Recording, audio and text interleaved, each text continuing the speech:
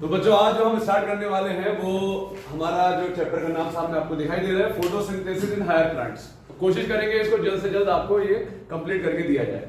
देखिए जब फोटोसिंथेसिस की बात करते हैं और मेनली हमारा इस लेक्चर में जो फोकस रहेगा वो सारा का सारा एनसीईआरटी बेस्ड रहेगा, ठीक है।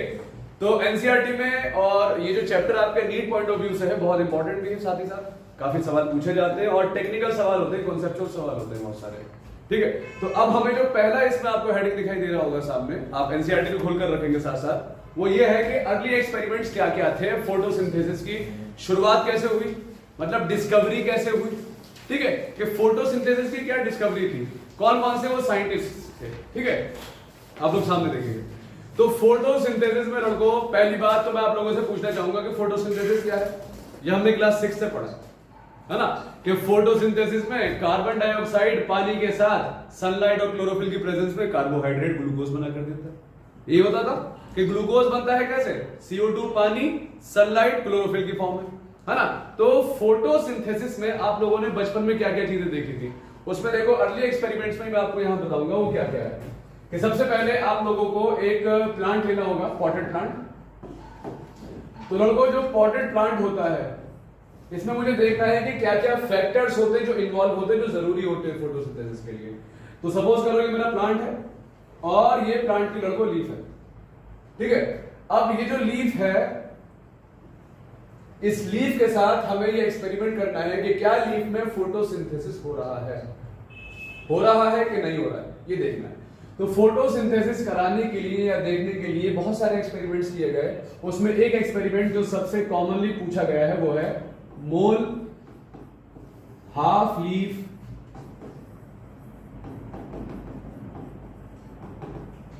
एक्सपेरिमेंट। तो मोल हाफ लीफ एक्सपेरिमेंट क्या है, हाफ लीफ से तो कुछ मालूम ही चल रहा है, कुछ आधी लीफ की बात होगी। तो इसमें लड़कों क्या किया गया था कि इसमें आधे लीफ को, जो हमारा प्लांट से जुड़ा हुआ है, आधे लीफ को हमने क्या कर दिया, एक ऐसे सॉल्यूशन के अंदर डालकर रखा जो CO2 को एब्जॉर्ब कर लेता है, ठीक है। जब आप लोग एनसीईआरटी देखेंगे तो उस केमिकल का नाम लड़कों है पोटेशियम हाइड्रोक्साइड। कॉस्टिक सोडा जैसे होता है NaOH, ऐसे होता है पोटेशियम हाइड्रोक्साइड KOH। तो लड़कों देखो जैसे हमने इतने हिस्से को हमने एक जार में बंद किया, इस जार के अंदर कौन होगा, इसके अंदर होगा KOH, क्या होगा, पोटेशियम हाइड्रोक्साइड। तो ये लड़कों जो पोटेशियम हाइड्रोक्साइड है इसकी क्या खासियत है, ये CO2 को क्या कर सकता है, एब्जॉर्ब कर सकता है, ठीक है। 24 घंटे के लिए छोड़ दिया जाता है, इस एक्सपेरिमेंट को 24 घंटे के लिए एज इट इज छोड़ दिया जाता है ताकि वो 24 घंटे में जो फोटोसिंथेसिस हो सकती है हो जाए, स्टार्च बनना है बन जाए, ग्लूकोज फॉर्म होना है हो जाए, सारे काम हो जाए। लेकिन क्या देखते हैं मोल, उन्होंने देखा कि मैंने आधी लीफ अंदर डालकर रखी और आधे को नॉर्मल रखा। तो देखो जिसको हमने नॉर्मल रखा वो बाहर जो एटमॉस्फेयर में कार्बन डाइऑक्साइड होगा वो इस पर आकर लग रहा होगा, और अंदर वाले में क्या किया हमने, एक ऐसे केमिकल में इस हिस्से को डालकर रखा जिस पर CO2 क्या, जिस पर CO2 नहीं होगा, ठीक है, जिस पर CO2 नहीं होता है। अब जब CO2 नहीं है तो क्या फोटोसिंथेसिस होगा कि नहीं होगा। आज के जमाने में हम जानते हैं कि फोटोसिंथेसिस होगा कि नहीं होगा। तो आज के जमाने में हम क्या जानते हैं कि फोटोसिंथेसिस नहीं होता है CO2 की एब्सेंस में। पहली बार किसी ने इसको प्रूव भी तो किया होगा, है ना। तो पहली बार जो प्रूव किया था KOH डालकर, और जब टेस्ट किया गया इतने हिस्से को, किसके लिए टेस्ट किया जाता है, स्टार्च के लिए। किसके लिए, तो स्टार्च के लिए जो हमने टेस्ट किया, स्टार्च के लिए जो टेस्ट होता है लड़कों वो कहलाता है आयोडीन टेस्ट। कौन सा टेस्ट, अब जो आयोडीन टेस्ट होगा, तो अगर हमने आयोडीन डाला और स्टार्च होगा प्रेजेंट, अगर लीफ पर अगर हमारी लीफ पर हमने आयोडीन डाला और अगर स्टार्च हुआ, तो याद रखना हमारा आयोडीन का कलर ब्लू ब्लैक हो जाता है। कैसा हो जाता है, तो याद रखेंगे अल्फाज क्या, ब्लू ब्लैक कलर का हो जाएगा। अब मोल ने क्या देखा कि जितना हिस्सा इन्होंने क्या करके रखा था, भाई KOH के अंदर डालकर रखा था, जितना हिस्सा KOH के अंदर डालकर रखा उतने हिस्से में देखा कि कोई भी ब्लू ब्लैक कलर नहीं आया। ठीक है, जब कोई भी ब्लू ब्लैक कलर नहीं आया, इसका क्या मतलब हुआ कि भाई स्टार्च फॉर्म ही नहीं हुआ, ग्लूकोज बना ही नहीं, और ग्लूकोज बनता है फोटोसिंथेसिस से। इसका मतलब क्या हुआ कि फोटोसिंथेसिस हुआ ही नहीं। इसका मतलब फोटोसिंथेसिस हुआ ही नहीं। तो इन्होंने यहां से एक्सपेरिमेंट से पता लगाया कि भाई CO2 फोटोसिंथेसिस के लिए जरूरी है।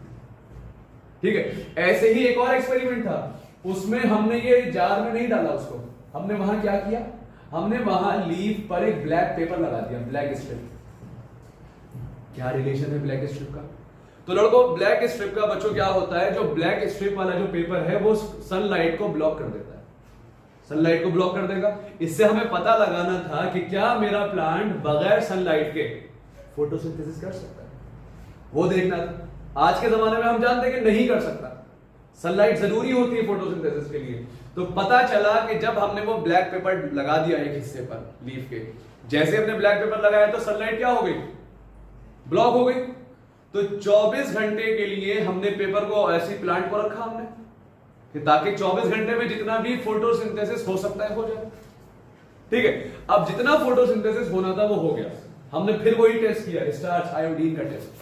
ठीक है, आपको इसमें एक और चीज मैं बता दूं कि जब हम स्टार्च या आयोडीन का टेस्ट करते हैं तो लीफ में से सबसे पहले क्लोरोफिल को निकाला जाता है। लीफ में से सबसे पहले क्लोरोफिल को निकाला जाता है। सर क्यों निकाला जाता है? तो रीजन है क्लोरोफिल को निकालने का, ताकि हम जो एक्सपेरिमेंट कर रहे हैं, जो हमारी लीफ ग्रीन है ना, ग्रीन, वो ग्रीन वाला हिस्सा हट जाए, ताकि हम अच्छे से ब्लू ब्लैक कलर देख पाए। तो क्लोरोफिल को डिसॉल्व करने के लिए हम अल्कोहल का इस्तेमाल करते हैं। किसका? हम अपनी लीफ को अल्कोहल में डालकर रखते हैं और फिर पानी में उबालते हैं उसको। उससे क्या होगा, सारा का सारा क्लोरोफिल क्या हो जाएगा, सारा का सारा क्लोरोफिल डिसॉल्व हो जाएगा। ठीक है, तो ये अल्फाज याद रखिए। साथ ही साथ वापस आइए, तो जो ब्लैक पेपर था उसने क्या किया, तो ब्लैक पेपर ने सनलाइट को ब्लॉक कर दिया, बी से ब्लैक, बी से ब्लॉक कर दिया। जैसे ही ब्लॉक किया तो जब सनलाइट नहीं पड़ी उस हिस्से पर, अब हमें यह देखना था क्या बगैर सनलाइट के फोटोसिंथेसिस पॉसिबल है। तो पता चला कि सनलाइट के बगैर फोटोसिंथेसिस पॉसिबल नहीं है। क्यों? जब टेस्ट किया स्टार्च के लिए आयोडीन का, तो फिर जैसे वो क्या था ना बोल में KOH वाला, वैसे ही देखा गया जितने हिस्से पर वो काला कागज चढ़ा हुआ था उस हिस्से में कोई भी ब्लू ब्लैक कलर नहीं आया। इसका क्या मतलब हुआ कि सनलाइट नहीं पड़ी तो ब्लू ब्लैक कलर नहीं आया, इसका मतलब स्टार्च नहीं बना। इससे पता चल गया कि सनलाइट बहुत जरूरी है, इससे पता चला CO2 बहुत जरूरी है। ठीक है, ये कुछ एक्सपेरिमेंट्स के बारे में हम बात करते हैं। अब यहाँ कुछ पर्टिकुलर साइंटिस्ट आते हैं जिनके बारे में आपको मालूम होना चाहिए। जैसे कि इसमें सबसे पहले साइंटिस्ट का नाम आप लोग एनसीईआरटी में देख रहे होंगे, जोसेफ प्रिस्टली। तो बच्चों, जोसेफ प्रिस्टली के बारे में जब आप बात करेंगे तो जोसेफ प्रिस्टली ने एक एक्सपेरिमेंट किया। उस एक्सपेरिमेंट का नाम था बेल जार एक्सपेरिमेंट। कौन सा एक्सपेरिमेंट? Bell jar experiment. मतलब एक ऐसा जार जो बेल की शेप का होगा, जैसे बेल होती ना घंटी, तो बेल की शेप का जार था। इसमें इन्होंने एक चूहा रखा और एक मोमबत्ती रखी। ठीक है, एक चूहा रखा और एक क्या रखी, मोमबत्ती रखी। ठीक है, एक चूहा रख दिया, तो एक चूहा रखा और एक मोमबत्ती रखी।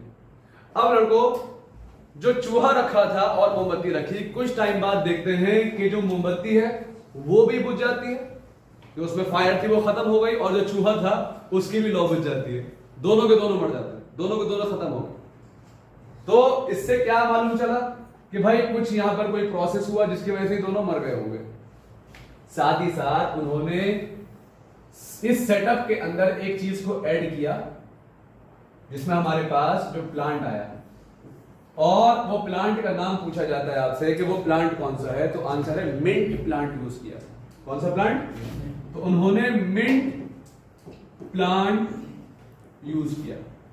तो जैसे ही मिंट प्लांट यूज करते हैं तो वो देखते हैं कि ना ही कैंडल बुझती है, मोमबत्ती बुझती है, ना ही चूहा मरता है, और प्लांट रखने पर ही काम हो रहा है। तो उनके दिमाग में आया प्लांट कर क्या रहा।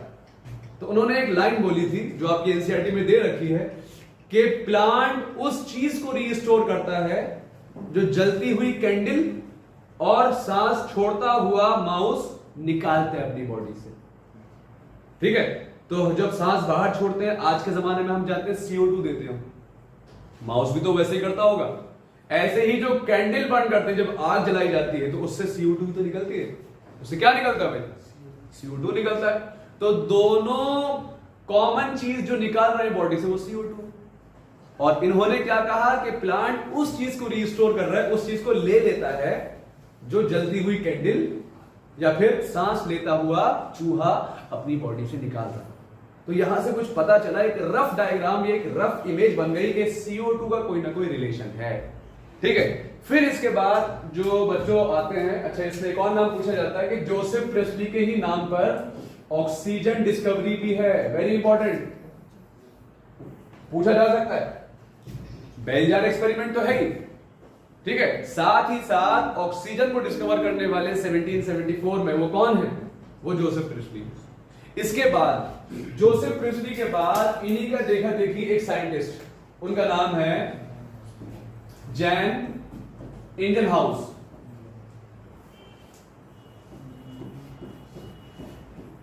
जैन इंजनहाउस आते हैं, सेम एक्सपेरिमेंट करते हैं, बेल जार एक्सपेरिमेंट सेम। बस ये क्या करते हैं, एक बार वो एक्सपेरिमेंट डार्क में, अंधेरे में करते हैं, एक बार कब करते हैं?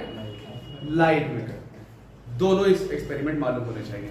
उन्होंने देखा कि जब मैंने यही बेल जार, मिंट प्लांट रखा, सब कुछ किया, लेकिन अगर मैं अंधेरे में रखता हूं तो ये मर जाता है चूहा और कैंडल भी बुझ जाती है। उन्होंने एक चीज बताई वेरी इंपॉर्टेंट, कि जैन इंजन हाउस ने अपना इंजन चलाया और लाइट जलाई। क्या मतलब हुआ? इन्होंने बताया कि सनलाइट वेरी इंपॉर्टेंट होती है, कि जो सनलाइट होती है वो वेरी इंपॉर्टेंट होती है। किसके लिए? किसके लिए? For the process of photosynthesis. ठीक है, तो सनलाइट की इंपॉर्टेंस बताई। इन्होंने फिर काम किया एक एक्वेटिक प्लांट पर।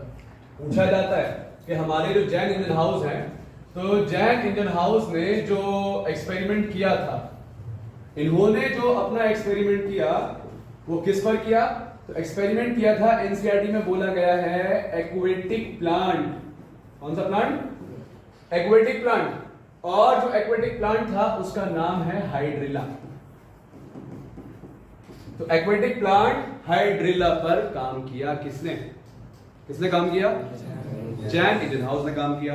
तो जैन इंजन हाउस ये देखते हैं कि पानी में एक्वेटिक प्लांट जो हमने रखा है, कौन सा एक्वेटिक प्लांट? हाइड्रिला रखा। जैसे ही हाइड्रिला रखा तो देखते हैं कि बबल आते हैं, पानी में कुछ बबल निकलते हैं। क्या निकलते हैं? बबल्स। और वो बबल्स उन्होंने देखे और ये देखा कि ग्रीन पार्ट से निकलते हैं बबल्स, सारे पार्ट से नहीं निकलते हैं। एक्वेटिक प्लांट हाइड्रिला के कौन से पार्ट से? ग्रीन पार्ट से बबल्स निकलते हैं। ठीक है, ग्रीन पार्ट से क्या निकलते हैं? बबल्स। और बच्चों जो बबल्स होते हैं, बाद में इसको एनालाइज किया गया कि जो बबल्स थे वो ऑक्सीजन के थे। किसके थे? बबल्स जो थे वो ऑक्सीजन के थे। ठीक है, तो यहां से पता लगा कि जब, एक और चीज इन्होंने बताया, लाइट जरूरी है ना, कि सनलाइट जरूरी है फोटोसिंथेसिस के लिए। साथ ही साथ बताया कि जो प्लांट से बबल्स निकलते हैं वो कौन से बबल्स होते हैं? कौन से? तो सवाल पूछेगा नीट में कि बताइए ये किसने बताया था कि जो बबल्स थे वो ऑक्सीजन के थे? ये किसका एक्सपेरिमेंट था? किससे आइडिया मिला? और कौन से प्लांट पर वो काम किया इंजन हाउस में? ठीक है, इसके बाद आते हैं जो आपके नेक्स्ट साइंटिस्ट हैं। और नेक्स्ट साइंटिस्ट का नाम है जूलियस वॉन सैक्स। जूलियस वॉन सैक्स। जूलियस वॉन सैक्स है, इन्होंने आइडिया दिया था जो एनर्जी होती है, कार्बोहाइड्रेट बनता है, तो कार्बोहाइड्रेट ग्लूकोज का फॉर्मेशन का आइडिया किसने दिया था? किसने दिया था? जूलियस वॉन सैक्स ने दिया था। तो जूलियस वॉन सैक्स हमको बताए कि कार्बोहाइड्रेट ग्लूकोज बनता है। और यही नहीं, बस खाली ये बताए हो, उन्होंने बताया कि जो ग्लूकोज बनता है वो किसी ग्रीन पिगमेंट की वजह से बनता है, उसका नाम आज के जमाने में हम क्लोरोफिल जानते हैं। और उन्होंने ये भी बताया था कि जो ग्रीन पिगमेंट होता है, ये ग्रीन पिगमेंट एक स्पेशल बॉडी के अंदर पाया जाता है, उस बॉडी का नाम होता है क्लोरोप्लास्ट। तो आपको जो मेन पॉइंट पता होना चाहिए कि जूलियस वॉन सैक्स ने किसके फॉर्मेशन का आइडिया दिया? ग्लूकोज फॉर्मेशन का आइडिया देने वाले साइंटिस्ट कौन? Julius von Sachs. तो ग्लूकोज का फॉर्मेशन, ठीक है, जी से ग्लूकोज या जी से जूलियस भी याद रख सकते हैं, जूलियस से ग्लूकोज आपका, ठीक है। तो ग्लूकोज फॉर्मेशन का आइडिया देने वाले कौन है भाई? ठीक है, जूलियस वॉन सैक। इसके बाद एक बहुत बड़ा चेंज, एक बहुत इंपॉर्टेंट एक्सपेरिमेंट जो हमारे किया था किसने? टी.डब्ल्यू. इंगलमैन ने। किसने किया था? टी.डब्ल्यू. इंगलमैन ने किया था। ओके, किसने किया? टी.डब्ल्यू. इंगलमैन ने। और इन्होंने क्या बताया? इन्होंने लाइट की भी क्वालिटी बताई। याद रखना अल्फाज, लाइट की बच्चों क्या बताई? क्वालिटी। कि किस क्वालिटी की लाइट? देखो लाइट हमारी जो व्हाइट लाइट है, सनलाइट, इसमें आपने पढ़ा होगा 7 मेन रंग होते हैं, सतरंगी है ना? तो आपने पढ़ा होगा इसमें कि जो हमारी ये जो 7 कलर्स होते हैं, इसमें भी सारे कलर इतना अच्छा फोटोसिंथेसिस नहीं करते हैं। कुछ 2 मेन इंपॉर्टेंट कलर होते हैं, और वो है रेड लाइट वाला कलर और एक ब्लू लाइट। इन्होंने आपको रफ आइडिया दिया था कि हमारी जो फोटोसिंथेसिस की क्षमता मैक्सिमम लेवल की होती है, वो कौन से लेवल पे होती है? रेड लाइट और ब्लू लाइट में होती है। तो इन्होंने क्या किया? इन्होंने एक प्रिज्म लिया, उससे व्हाइट लाइट को पास किया, व्हाइट लाइट को पास किया, तो भाई इससे आपका मालूम है क्या बनेगा विद्यो? तो इन्होंने क्या देखा कि जो ब्लू लाइट है और कौन सी लाइट? Red light. ये कैसे प्रूफ किया? तो जाहिर सी बात है इन्होंने भी किसी प्लांट का फोटोसिंथेसिस देखा होगा, तो इन्होंने एक एल्गी का इस्तेमाल किया। किसका? एल्गी। उस एल्गी का नाम था क्लैडोफोरा। कौन सा एल्गी? एक्वेटिक एल्गी है ये, क्लैडोफोरा। तो बच्चों जो क्लैडोफोरा है, क्लैडोफोरा, तो क्लैडोफोरा के साथ साथ इन्होंने एक बैक्टीरिया भी यूज किया था। वो क्यों यूज किया था अभी बताते हैं। एरोबिक बैक्टीरिया यूज किया था। एरोबिक का मतलब क्या होता है? हवा, जो एयर को क्या करेंगे? पसंद करेंगे, ऑक्सीजन को पसंद करेंगे। एरोबिक मतलब जो ऑक्सीजन को पसंद करेंगे। तो इन्होंने एरोबिक बैक्टीरिया इस वजह से लिया कि फोटोसिंथेसिस क्लैडोफोरा के जिस हिस्से में होगा, जहां जिस लाइट में होगा, वहां ये लोग ज्यादा होंगे या कम होंगे? ज्यादा होंगे, जाहिर सी बात है। जब ये ज्यादा होंगे तो वहां फोटोसिंथेसिस ज्यादा होता होगा। तो मालूम है, तो क्लैडोफोरा जब अपना फोटोसिंथेसिस कर रहा था, तो जब भी क्लैडोफोरा फोटोसिंथेसिस कर रहा होता है, तो क्लैडोफोरा बच्चों जो ब्लू लाइट और रेड लाइट है, उसमें फोटोसिंथेसिस सबसे हाईएस्ट लेवल का करता है। उसको पता लगाने के लिए क्या यूज किया गया? Aerobic bacteria. एरोबिक बैक्टीरिया ने क्या बताया हमें कि एरोबिक बैक्टीरिया जहां ज्यादा होंगे वहां ऑक्सीजन ज्यादा निकल रहा होगा। इसका मतलब क्या हुआ कि जो ऑक्सीजन है वो फोटोसिंथेसिस से निकलता है। इसका मतलब हुआ कि जो फोटोसिंथेसिस की मात्रा हाई होगी वो कौन से रीजन में होगी? तो ये जो एक्सपेरिमेंट था, इसने हमें एक रफ आइडिया दिया था एक्शन स्पेक्ट्रम का। एक्शन स्पेक्ट्रम क्या होता है? स्पेक्ट्रम मतलब होता है पैटर्न, लाइट का पैटर्न। अब उस लाइट के पैटर्न में भी कौन सबसे बड़ा एक्शन कर रहा है, वो आपका एक्शन स्पेक्ट्रम है। तो किसका एक्शन सबसे मेन होता है? ब्लू लाइट और रेड लाइट। ठीक है, ब्लू लाइट और रेड लाइट का। यहां तक के बारे में जब आप बात करेंगे तो एनसीईआरटी में एक अल्फाज दिया है, और वो ये कहा गया है कि जब आप मिड 19th सेंचुरी तक आते हैं, मतलब 19वीं सदी के बीच तक आते आते 1850-60 तक आते आते मेन सारे काम पता चल गए थे। क्या क्या पता चला? कि भाई ऑक्सीजन रिलीज होता है, कुछ ना कुछ ग्लूकोज बनता है, सनलाइट जरूरी होती है। तो मेन काम पता चल गए थे अब तक। ठीक है, अब तो इन सारे एक्सपेरिमेंट्स का एक इक्वेशन बनाया गया, वो ये था कि जब हमारा कार्बन डाइऑक्साइड पानी के साथ रिएक्ट करता है तो बनाता है कार्बोहाइड्रेट, जिसका एम्पेरिकल फॉर्मूला होता है क्या? जिसका सिंपल फॉर्मूला होता है CH2O। एम्पेरिकल मतलब होता है सिंपल फॉर्मूला। ठीक है, और साथ ही साथ क्या रिलीज होता है? ऑक्सीजन रिलीज होता है। तो अब यहां देखिए, आप लोगों के भी दिमाग में यही आएगा कि ऐसा नहीं लग रहा है कि कार्बन डाइऑक्साइड का कार्बन और वाटर का H2O ये ऐड होकर CH2O बना दिया हो, लग रहा है ऐसे ही? तो साइंटिस्ट लोगों को भी ऐसा ही लगा कि जो ऑक्सीजन निकला है ना, ये कहां से निकला है? कहां से निकला भाई? कार्बन डाइऑक्साइड से निकला। ये उस वक्त एक डिबेट चली कि ऑक्सीजन जो है वो कार्बन डाइऑक्साइड से आता है, लेकिन ऐसा नहीं था कि जो ऑक्सीजन होता है बच्चों, ऑक्सीजन कार्बन डाइऑक्साइड से नहीं आता है। ऑक्सीजन आता है वाटर के टूटने से। किससे आता है? ऑक्सीजन इससे नहीं आता है, ऑक्सीजन आता है वाटर से। इसको भी तो एक्सप्लेन किया होगा किसी ना किसी ने, डिस्कवर किया होगा किसी ना किसी ने। तो उस साइंटिस्ट का नाम जिसने ये बताया कि भैया ऑक्सीजन जो आता है वो कार्बन डाइऑक्साइड से नहीं आता है। किससे आता है? वाटर से आता है।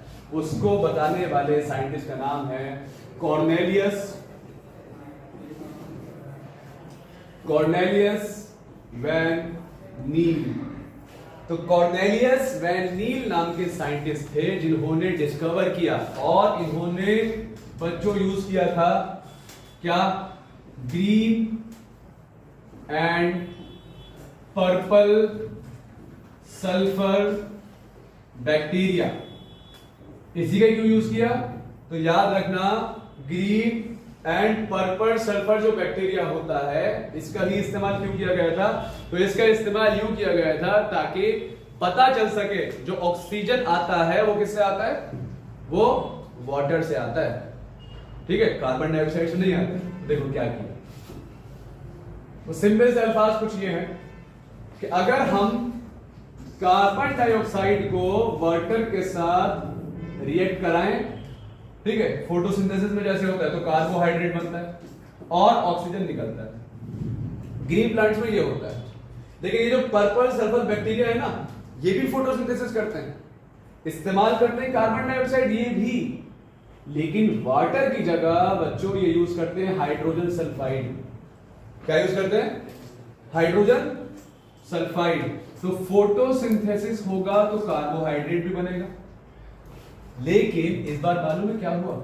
इस बार ऑक्सीजन नहीं निकला, ऑक्सीजन नहीं निकला।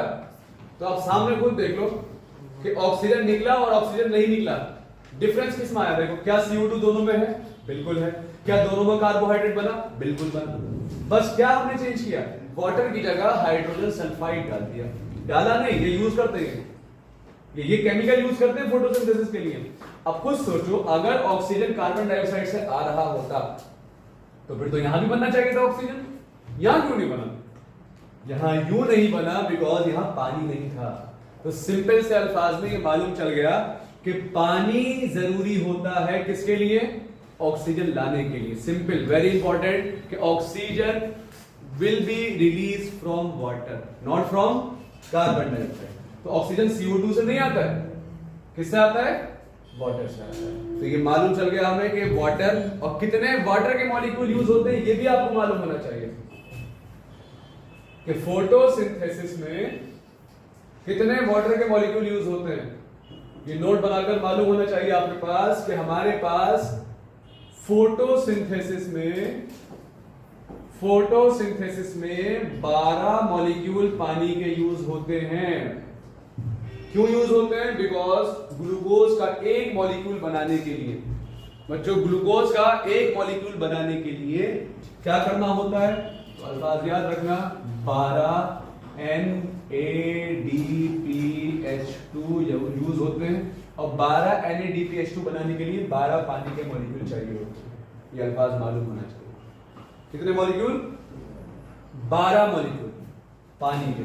तो फोटोसिंथेसिस की रिएक्शन जो आपको मालूम होगी, ये अपने छोटी क्लासेस से पढ़ते आते हैं कि 6 मॉलिक्यूल कार्बन डाइऑक्साइड के, ठीक है, 12 मॉलिक्यूल पानी के, किसकी प्रेजेंस में? In presence of sunlight and chlorophyll. Sunlight और क्लोरोफिल की प्रेजेंस में ये काम होता है, और जाकर बनता है हमारा ग्लूकोज C6H12O6। साथ ही साथ 6 मॉलिक्यूल O2 के बनते हैं और 6 मॉलिक्यूल वाटर के रिलीज भी होते हैं। ये हमारी फोटोसिंथेसिस की रिएक्शन है, जो हमें ये सब अर्ली एक्सपेरिमेंट से मालूम चल रहा है। ठीक है, ये हमारे सारे अर्ली एक्सपेरिमेंट्स थे कि क्या क्या हुआ। आपने शुरुआत की मोल से, हाफ लीफ का एक्सपेरिमेंट देखा पहले हमने, उसके बाद प्रिस्टली का एक्सपेरिमेंट देखा, फिर हमने जैन इंजन हाउस को देखा, फिर हमने जूलियस वॉन सैक्स को देखा, उसके बाद आपकी टी.डब्ल्यू. इंगलमैन आए और फाइनली कॉर्नेलियस मैंडील ने कंफ्यूजन दूर किया कि ऑक्सीजन कहां से आता है. ठीक है, अब बात आती है जो हमारा नेक्स्ट टॉपिक है, वो है हमारा कि फोटोसिंथेसिस जो होता है ये एक्चुअल में होता है. जो फोटोसिंथेसिस होता है ये एक्चुअल में होता कहां है, ये आपको मालूम होना चाहिए. ठीक है, तो where does photosynthesis takes place? तो फोटोसिंथेसिस जो होता है ऑब्वियसली आपके दिमाग में भी यही आना चाहिए कि जो फोटोसिंथेसिस होता है ये ग्रीन पार्ट्स में होता है. कहां होता है कि जो फोटोसिंथेसिस होता है वो कहां होता है भाई? ग्रीन पार्ट्स में. बचपन से पढ़ते आते हैं लीफ में होता है फोटोसिंथेसिस, है ना. तो ग्रीन पार्ट्स में ऐसी क्या खासियत है कि वही फोटोसिंथेसिस होता है? तो अल्फाज याद रखेंगे कि ग्रीन पार्ट्स में ग्रीन कलर का पिगमेंट पाया जाता है. क्या पाया जाता है? ग्रीन कलर का पिगमेंट पाया जाता है, और उस ग्रीन कलर के पिगमेंट का नाम होता है क्लोरोफिल. क्या नाम होता है? क्लोरोफिल. ओके, और क्लोरोफिल जो पाया जाता है वो एक स्पेशल बॉडी के अंदर पाया जाता है बच्चों. उस स्पेशल बॉडी का नाम होता है क्लोरोप्लास्ट. तो जो स्पेशल बॉडी जो पाई जाती है वो कौन सी बॉडी है? वो कौन सी बॉडी है जो स्पेशल बॉडी है? उसका क्या नाम होता है भाई? उसको आप बोलते हैं क्लोरोप्लास्ट. तो जो स्पेशल बॉडी है उसका क्या नाम होता है? क्लोरोप्लास्ट होता है. ये आपको मालूम होना चाहिए. ठीक है, अब देखो इसमें जो क्लोरोप्लास्ट है, क्लोरोप्लास्ट में आपको क्या क्या चीज मालूम होनी चाहिए कि क्लोरोप्लास्ट प्लांट के किस सेल में सबसे ज्यादा होता है. पहली चीज, जो क्लोरोप्लास्ट होता है बच्चों वो प्लांट्स के किस सेल में सबसे ज्यादा होते हैं? तो आपका आंसर होगा कि हमारे प्लांट के सेल में, खास तौर पे लीफ में एक सेल होता है, उसका नाम होता है मीजोफिल सेल. इसमें सबसे ज्यादा नंबर ऑफ क्लोरोप्लास्ट पाया जाता है. हाईएस्ट नंबर ऑफ क्लोरोप्लास्ट की मात्रा जो होती है वो किसमें होती है? किसमें होती है भाई? वो मीजोफिल में होती है. ठीक है, ये अल्फाज मालूम होना चाहिए कि क्लोरोप्लास्ट की मात्रा सबसे ज्यादा कहां होती है? मीजोफिल. ठीक है, अब जो हमारा क्लोरोप्लास्ट होता है, क्लोरोप्लास्ट में कुछ कॉइन लाइक स्ट्रक्चर्स होते हैं जो आपको ये दिखाई दे रहे होंगे, कॉइन्स. तो ये जो कॉइन लाइक स्ट्रक्चर्स हैं इनको गिरने नहीं देना है. ठीक है, कॉइन्स को गिरने नहीं देना, तो इनका नाम पड़ता है गिरेना. क्या नाम होता है इनका? गिरेना. ठीक है, तो जो गिरेना होते हैं और गिरेना, ये भी गिरेना, कोई भी नहीं गिरेना, इन गिरेना को आपस में जोड़कर रखने वाले, इनको आपस में जोड़कर रखने वाले जो होते हैं, मिलाकर रखने वाले, जो दो गिरेना को आपस में जोड़कर रखने वाले, मिलाकर रखने वाले, इनका नाम होता है लेमिले. क्या नाम होता है? इनका नाम होता है क्या? Lamellae, stroma lamellae. ठीक है, तो गिरेना होता है और मिलाकर रखने वाले लेमिले होते हैं. साथ ही साथ क्लोरोप्लास्ट जो होता है, क्लोरोप्लास्ट के अंदर पाए जाते हैं राइबोसोम्स. क्या पाए जाते हैं? क्लोरोप्लास्ट के अंदर आपको ये जो डॉटेड स्ट्रक्चर्स दिखाई दे रहे हैं ये हमारे राइबोसोम्स होते हैं, प्रोटीन बनाते हैं क्लोरोप्लास्ट के लिए. साथ ही साथ क्लोरोप्लास्ट के अंदर जो फूड स्टोर्ड होता है, या तो वो स्टार्च की फॉर्म में स्टोर होता है या फिर फैट किस फॉर्म में? लिपिड की फॉर्म में, लिपिड फैट की फॉर्म में स्टोर होता है. ठीक है, या तो फैट या स्टार्च की फॉर्म में होता है, साथ ही साथ प्रोटीन की फॉर्म में भी होता है. और ये जो बाहर वाला हिस्सा है, जैसे ये तो गिरेना है, जो ये खाली हिस्सा दिखाई दे रहा है, इसको बोलते हैं आप स्ट्रोमा. क्या बोलते हैं? स्ट्रोमा. और जो हमारे कॉइन लाइक स्ट्रक्चर्स होते हैं, जो कॉइन लाइक स्ट्रक्चर्स होते हैं, जो हमारे कॉइन लाइक स्ट्रक्चर जो गिरेना का पार्ट होता है, ठीक है, जो कॉइन लाइक स्ट्रक्चर है इसको कहा जाता है थाइलेकोइड. एक टॉप वाले हिस्से को क्या कहा जाता है? एक को कहा जाता है क्या? ये एक हिस्सा जो ऊपर वाला हिस्सा है टॉप वाला, इसको कहा जाता है थाइलेकोइड. ठीक है, तो थाइलेकोइड जो कॉइन लाइक स्ट्रक्चर होता है उसको हम बोलते हैं थाइलेकोइड. तो थाइलेकोइड लड़कों क्या होता है बच्चों? जो थाइलेकोइड है ये जो एक पीस होता है, जो गिरेना का सबसे टॉप वाला एक हिस्सा है, वो हमारा कौन हो जाएगा? वो हमारा थाइलेकोइड हो जाएगा. ठीक है, इसको आपको मालूम होना चाहिए। तो ये हमारे थाइलेकॉइड्स हो गए। अब आपसे पूछा जाता है इसमें कि हमारे पास जो क्लोरोप्लास्ट होता है, ठीक है, जो क्लोरोप्लास्ट होता है वो किन सेल्स में सबसे ज्यादा पाया जाता है? मीसोफिल सेल्स में पाया जाता है। अब क्लोरोप्लास्ट का अरेंजमेंट बच्चों दो तरीके से होता है। क्लोरोप्लास्ट का अरेंजमेंट किस तरीके से होता है? दो मेन तरीके से होता है। या तो क्लोरोप्लास्ट का अरेंजमेंट पाया जाएगा पैरेलल, क्लोरोप्लास्ट का अरेंजमेंट पाया जाएगा पैरेलल। किससे पैरेलल? जो हमारा मीसोफिल सेल है इसमें जो क्लोरोप्लास्ट है वो इसकी दीवार से कैसा रहेगा? पैरेलल। तो पैरेलल कब रहता है, परपेंडिकुलर कब होता है, ये मालूम होना चाहिए। जब पैरेलल होगा तो ज्यादा एरिया है या परपेंडिकुलर में ज्यादा एरिया है? पैरेलल। तो पैरेलल तब होता है जब हमारे आसमान में जो सनलाइट है वो कम है। अभी बादल वाला दिन होगा कुछ, जब सनलाइट कम होगी, अगर सनलाइट कम होगी तो उस कम सनलाइट को भी ज्यादा से ज्यादा कैच करने के लिए कौन सा अरेंजमेंट होता है? पैरेलल। ठीक है, उस पैरेलल अरेंजमेंट का याद रखेंगे कब होता है? जब सनलाइट क्या हो? जब सनलाइट लो हो। ठीक है, इसको आप बोलते हैं एपिस्ट्रोफ बोलते हैं। ठीक है, याद रखेंगे। तो पैरेलल कब होगा? जब सनलाइट की मात्रा कम हो। दूसरी चीज, क्लोरोप्लास्ट का अरेंजमेंट पूछा जाएगा परपेंडिकुलर कब होगा? कि क्लोरोप्लास्ट का अरेंजमेंट परपेंडिकुलर कब होगा? जब एटमॉस्फेयर में जो सनलाइट होगा, ठीक है, जब सनलाइट होगा वो कैसा रहेगा? कम होगा। तो जब कम होगा तो उस वक्त आप क्या लिखेंगे उसको? वो हमारा कैसा होगा? परपेंडिकुलर। ठीक है, तो पैरेलल और परपेंडिकुलर आपको मालूम होना चाहिए। इसके बारे में आपको और बताएंगे आगे अभी। फिर इसमें एक चीज आती है कि जो हमारा फोटोसिंथेसिस होता है, फोटोसिंथेसिस जो होता है, फोटोसिंथेसिस में भी दो मेन टाइप के रिएक्शंस होते हैं, तब कहीं जाकर फोटोसिंथेसिस आपका कंप्लीट होगा। अब वो क्या क्या है? एक होता है आपका लाइट रिएक्शन और एक होता है आपका डार्क रिएक्शन। डार्क का मतलब मैं समझना कि अंधेरे में होता है, लेकिन हाँ लाइट का मतलब ये बिल्कुल समझना कि वो लाइट में नहीं होता। कि लाइट वाला हमेशा लाइट की ही प्रेजेंस में होगा। और लाइट रिएक्शन का लोकेशन क्या है? तो लाइट रिएक्शन जो होती है ये कहां होती है? तो ये अल्फाज आपको मालूम होना चाहिए कि लाइट रिएक्शन होती है कहां? थाइलेकॉइड में। कहां होती है? थाइलेकॉइड में होती है। और डार्क रिएक्शन होती है आपकी स्ट्रोमा में।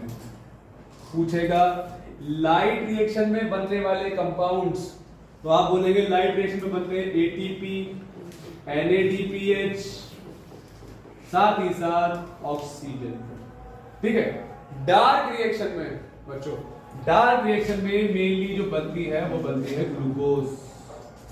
ठीक है, लाइट रिएक्शन में क्या होता है? लाइट रिएक्शन का दूसरा नाम होता है फोटो फॉस्फोराइलेशन, क्योंकि लाइट की प्रेजेंस में एटीपी और NADPH2 बनता है। लेकिन जो डार्क रिएक्शन होती है जिसमें ग्लूकोज बनता है, इसका दूसरा नाम होता है बायोसिंथेटिक, या फिर और नाम होता है कार्बन रिएक्शन।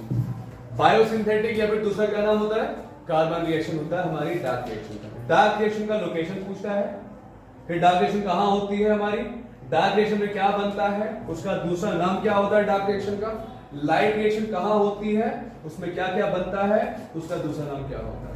ठीक है, अभी तक के लिए यही छोड़ते हैं आपका, फिलहाल आप बाद में देखना। ठीक है।